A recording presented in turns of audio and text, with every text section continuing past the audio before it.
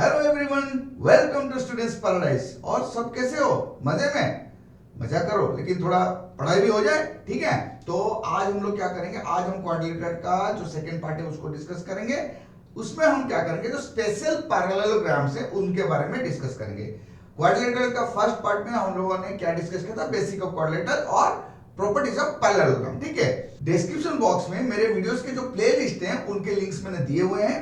अगर आप लोग कुछ रिवाइज करना चाहो या फिर पिछला वीडियो कुछ आपका मिस हो गया वो आप जानना चाहो तो आप डिस्क्रिप्शन बॉक्स में जाओ, आपको आपका वीडियो मिल जाएगा और आप बहुत सारी जानकारी हासिल कर सकते हो। जो मेरे चैनल में नए हो, मेरे चैनल को सब्सक्राइब कर दीजिए और नोटिफिकेशन बेल को प्रेस कर दीजिए, ताकि जैसे ही मैं अपना कोई नया वीडियो अपलोड करूं आपके पास नोटिफिकेशन पहुंच जाएगा, ठीक है? तो चलो आज कुछ स्पेशल पैरेललोग्राम्स के बारे में डिस्कशन शुरू करते हैं। ओके स्टूडेंट्स, स्पेशल पैरेललोग्राम में आज हम पहले डिस्कस करेंगे रेक्टेंगल के बारे में। क्या? रेक्टेंगल, ठीक है? रेक्टेंगल क्या होता है? ऐसा एक पैरेललोग्राम जिसके सारे एंगल 90 डिग्री हो, राइट एंगल, ठीक है?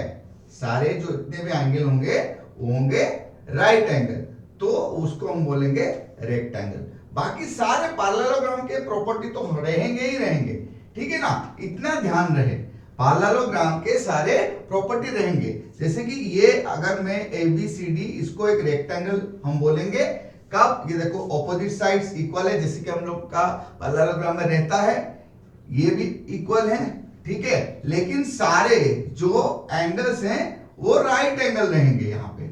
और एक प्रॉपर्टी है कि जो रेक्टेंगल के डायगोनल्स होंगे वो इक्वल रहेंगे।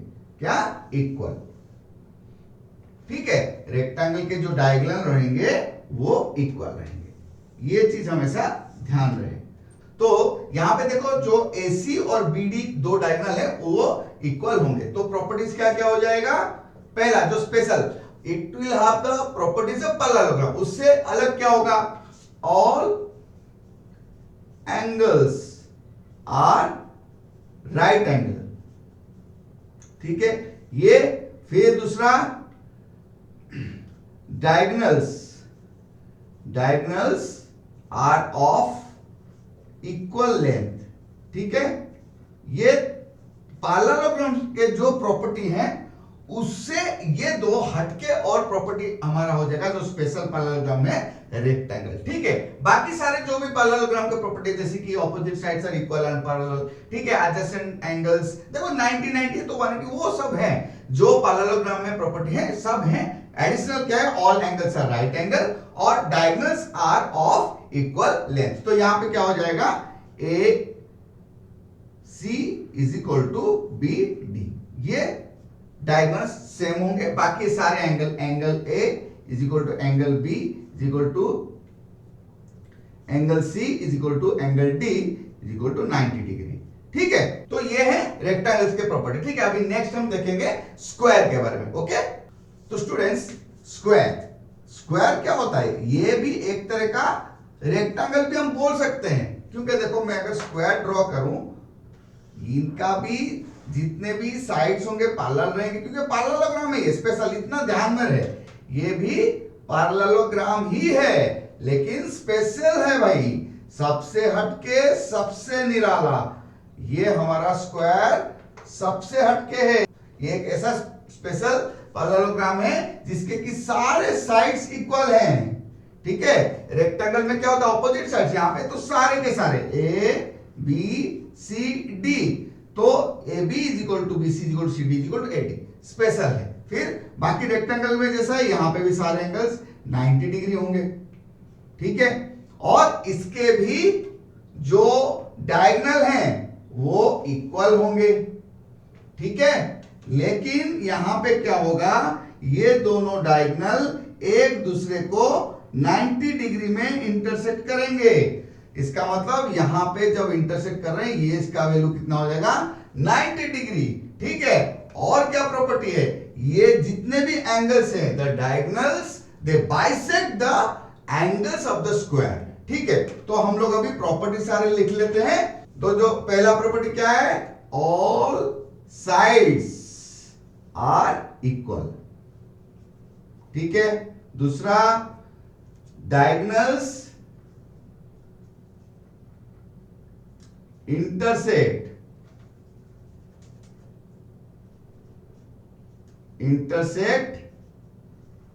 each other at 90 degree. ठीक है, तीसरा क्या हो गया, diagonals bisect the angles। ठीक है, इसका मतलब क्या हुआ, देखो यहां पे A C is equal to B D तो है ही, दोनों डायगोनल इक्वल होंगे, लेकिन A C is perpendicular to B D भी है, ये दोनों परपेंडिकुलर टू ईच अदर हो गए। ठीक है, diagonals intersect each other at 90 degree. उसके बाद क्या हो गया, देखो ये एक प्रॉपर्टी हो गया, दूसरा प्रॉपर्टी ये है, तीसरा क्या हो जाएगा, मैंने बोला दे बाइसेक्ट द एंगल्स। इसका मतलब क्या हो गया, AC ये bisector of angle A and angle C, और BD bisector of angle B and angle D।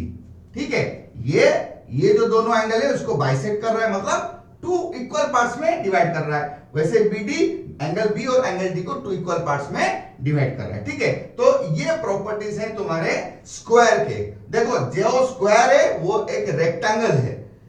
क्यों, रेक्टेंगल का क्या प्रॉपर्टी है, opposite sides are equal and parallel. ठीक है भाई, यहां पे भी opposite side equal and parallel है, यहां पे तो सेम है, लेकिन रेक्टेंगल के प्रॉपर्टी के हिसाब से तो ये सेटिस्फाई हो रहा है ना कि ऑपोजिट साइड्स आर इक्वल हैं, पैरेलल हैं, और एंगल्स 90 डिग्री हैं, डायगोनल्स इक्वल हैं, तो स्क्वायर में सारे रेक्टेंगल के प्रॉपर्टी आएंगे। उसके अलावा क्या है, diagonals intersect each other at 90 degree, सारे साइड्स इक्वल हैं, डायगोनल्स बाइसेक्ट द एंगल्स। ठीक है, ये तीन एडिशनल प्रॉपर्टीज है अलोंग विद रेक्टेंगल। ठीक है, अभी चलो नेक्स्ट हम देखते हैं किसके बारे में, रोम्बस के बारे में। ओके स्टूडेंट्स, अभी रोम्बस के बारे में डिस्कस करते हैं। देखो रोम्बस क्या होता है, वो भी एक पैरेललोग्राम होता है। स्पेशल क्यों है, क्योंकि ये जो रोम्बस होता है इसके सारे साइड्स इक्वल होते हैं। पैरेललोग्राम में जो प्रॉपर्टीज हैं रोम्बस का भी वही प्रॉपर्टी रहेगा, कोई चेंजेस नहीं होंगे, लेकिन कुछ स्पेशल और एडिशनल प्रॉपर्टीज रहेंगे, वो अभी हम लोग डिस्कस करेंगे। ठीक है, देखो ये अगर एक रोम्बस है ABCD, ठीक है, तो इसके जो ऑपोजिट साइड्स तो पैरेलल होते हैं, लेकिन जैसे कि स्क्वायर में हमने देखा था रोम्बस के भी सारे साइड्स इक्वल होते हैं। इसका मतलब यहां पे AB is equal to BC is equal to CD is equal to AD, सारे साइड्स इक्वल हैं। फिर दूसरा प्रॉपर्टी क्या बोलता है, जो डायगोनल्स हैं, diagonals they intersect each other at 90 degree. कहां पे अभी डिस्कस किया था हमने, स्क्वायर में, कि जो डायगोनल्स होते हैं they are perpendicular to each other, so AC is perpendicular to BD, they intersect each other। Suppose ये पॉइंट O है, तो AC perpendicular to BD, that means AC and BD they are intersecting each other at 90 degree at point O। ठीक है, तीसरा diagonals bisect the angles just like your square। ठीक है, तो इसका मतलब क्या हो गया, यहां पे BD is the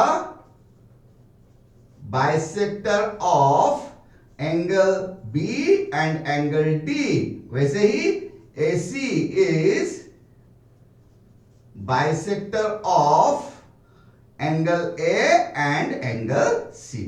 ठीक है, जैसे कि हमने अभी स्क्वायर में देखा था। तो इससे क्या पता चलता है, जो स्क्वायर है वो रेक्टेंगल और रोम्बस इन दोनों के सारे प्रॉपर्टी को सेटिस्फाई करता है, तो वो भी एक स्पेशल रोम्बस भी बोल सकते हैं, एक स्पेशल रेक्टेंगल भी बोल सकते हैं। तो हम ये बोल सकते हैं every square is a rhombus and every square is a rectangle as well, but every rectangle is not a square and every rhombus is not a square।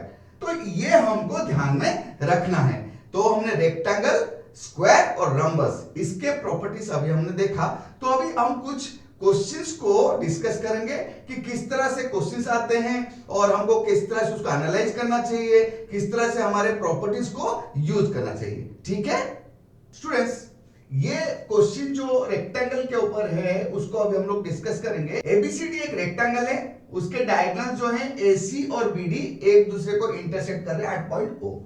तो देखो यहां पे गिवन डाटा क्या है, गिवन डाटा है angle AOB is equal to 118 degree, इतना दिया हुआ है। बाकी पूछा है एंगल एबीओ, एंगल एडीओ और एंगल ओसीबी का वैल्यू कितना होगा, ठीक है। तो अभी यहां पे देखो हमको ये देखना पड़ेगा एबीओ कहां पे, पहले देखो एबीओ ये वाला एंगल, एडीओ एडीओ तो ये वाला एंगल, और ओसीबी ओसीबी ये तीन एंगल हमको पूछा गया है। तो पहले ये ध्यान में रखो कि जो गिवन डाटा है उसके आसपास हमको कंसीडर करना चाहिए। तो वो कहां पे है, वो at the point of intersection of the diagonals, वहां पे है, ठीक है। तो पहली बात डायगोनल्स का प्रॉपर्टी हमको ध्यान में लाना चाहिए। अच्छा, डायगोनल्स का प्रॉपर्टी क्या बोलता है कि पैरेललोग्राम में डायगोनल्स बाइसेक्ट तो करते हैं, उसके बाद देखेंगे रेक्टेंगल, क्योंकि ये तो एक स्पेशल पैरेललोग्राम है। रेक्टेंगल में डायगोनल प्रॉपर्टी क्या है, दे आर इक्वल, ठीक है। तो यहां पे देखो, यहां पे जब वो लोग बाइसेक्ट करेंगे तो क्या हो जाएगा, हम लोग सॉल्यूशन जब जाएंगे, देखो यहां पे at point O AC is equal to BD है, O पे वो लोग बाइसेक्ट करें, इसका मतलब क्या हो जाएगा, OA is equal to OC और OD is equal to OB है, ठीक है। तो देखो अगर दोनों इक्वल है, ये मतलब ये सारे साइड्स है, OA OD OC और OB ये चारों इक्वल लेंथ के हैं, ठीक है। तो हम ये ट्राइंगल के ऊपर कंसीडर करेंगे, इन ट्राइंगल OAB, देखो OA is equal to OB, ठीक है। अगर OA is equal to OB है दैट मींस ये ट्राइंगल क्या होता है, आइसोसेलेस ट्राइंगल होता है ना। ये हो जाता है तुम्हारा आइसोसेलेस ट्राइंगल। तो आइसोसेलेस ट्राइंगल का प्रॉपर्टी क्या है, दो base angles the angle opposite to the equal sides are equal. इसका मतलब अगर ये दोनों, अगर मैं इसको x ले लूं दोनों को, क्योंकि दोनों इक्वल हैं, ठीक है। तो अगर ये दोनों x हैं, इसका मतलब इन दोनों का वैल्यू, ये तीनों का सम कितना होगा, 180 degree, angle sum property of a triangle. तो अभी देखो यहां पे हो जाएगा, so that implies 118 degree plus x is equal to 180 degree. तो that implies 2x plus 118 degree is equal to 180 degree, और it implies 2x is equal to 180 degree minus 118 degree, that is equal to 62 degree, ठीक है। 62 degree हो गया क्या, 2x। सो अभी x is equal to कितना हो जाएगा, 62 degree divided by 2, that is 31 degree. So ये 31 डिग्री x का वैल्यू है, मतलब ये जो दोनों एंगल है वो सेम है और उनका वैल्यू है 31 डिग्री। तो ABO ये वाला एंगल है, तो ये कितना हो जाएगा, 31 डिग्री। तो अभी चलो देखते हैं कि ADO और OCB का वैल्यू कितना होगा, ठीक है। तो देखो यहां पे अगर ये 31 डिग्री है, ठीक है, ABO 31 हो गया, तो यहां पे पूछा है ADO। तो ADO कहां पे है, देखो ADO ये, अच्छा ये एंगल अभी हमको मिल गया, ठीक है। ये 31 डिग्री है, ये भी 31 डिग्री है, ओके। अभी देखो हमको यहां पे ध्यान देना है। तो देखो अगर ये 31 डिग्री है, ये तो 90 डिग्री है ना टोटल, है कि नहीं, और ये भी 90 डिग्री है, ये भी 90, सारे 90 हैं, तो हमको ये सारे एंगल वापस मिल जाएंगे। कैसे, तो देखो यहां पे ध्यान दो, अगर CD is parallel to AB है ना, और DB ट्रांसवर्सल है ना, ट्रांसवर्सल है। तो अभी देखो ये एंगल और ये एंगल के बीच में क्या रिलेशनशिप है, so angle ABD is equal to angle CDB, ये और ये, क्यों, हम लिखेंगे इंटीरियर अल्टरनेट, इंटीरियर अल्टरनेट, ठीक है, ये इंटीरियर अल्टरनेट है। ओके, अगर ये इंटीरियर अल्टरनेट तो ये हो गया 31 डिग्री, तो ये कितना होगा, अगर सी डी ए 90 है तो ये कितना हो 90, that implies angle A D O is equal to 90 degree minus 31 degree, that is 59 degree. तो ये हो गया कितना तुम्हारा 59 डिग्री, ठीक है। अच्छा, ये हो गया हमारा 59 डिग्री। बचा कौन, OCB। देखो OCB ये वाला एंगल, ठीक है। अच्छा, अभी ये एंगल कितना होगा, ये 31 डिग्री है तो अगेन ये 59 डिग्री होगा, है ना, क्योंकि ये 90 डिग्री है तो ये 31 है तो ये 59, जैसे कि हमने यहां पे देखा है सेम। तो अगर ये 59 है, ये और ये एंगल में क्या रिलेशनशिप है, they are also interior alternate. तो हम लिखेंगे यहां पे, वापस हम लिखते हैं अभी क्या, जैसे कि यहां पे हमने लिखा था CD is parallel to AB, वैसे यहां पे दोबारा लिख देते हैं कि AD is parallel to BC and AC is transversal, that implies angle DAC is equal to angle ACB। क्यों, इंटीरियर अल्टरनेट, ठीक है, interior alternate. So interior alternate angles are equal to each other, ठीक है।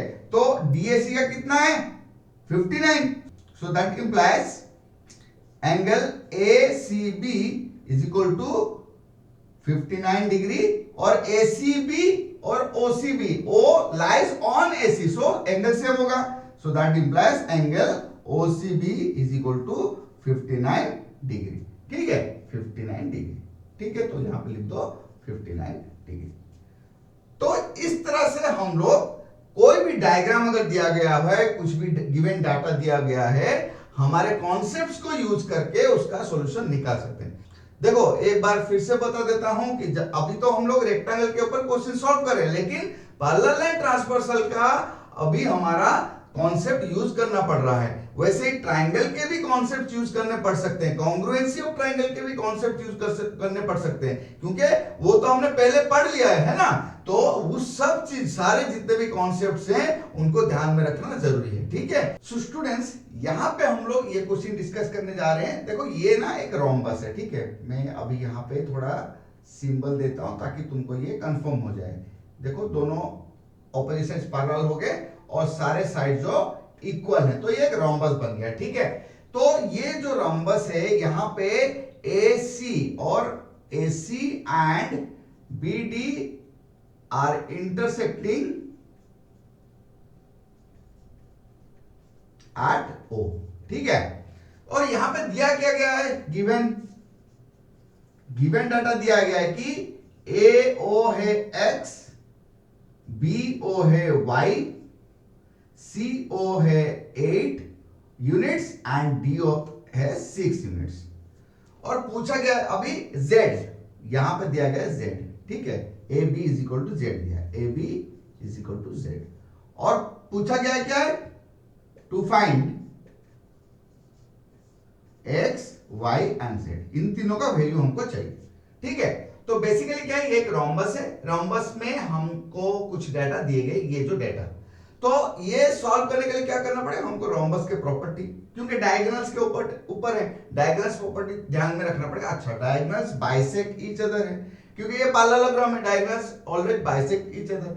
तो अभी देखो अगर bisect कर रहे हैं, तो अगर OD 6 है, OB कितना होगा, OD is equal to OB, that implies OB is equal to 6, that implies Y is equal to 6, खत्म।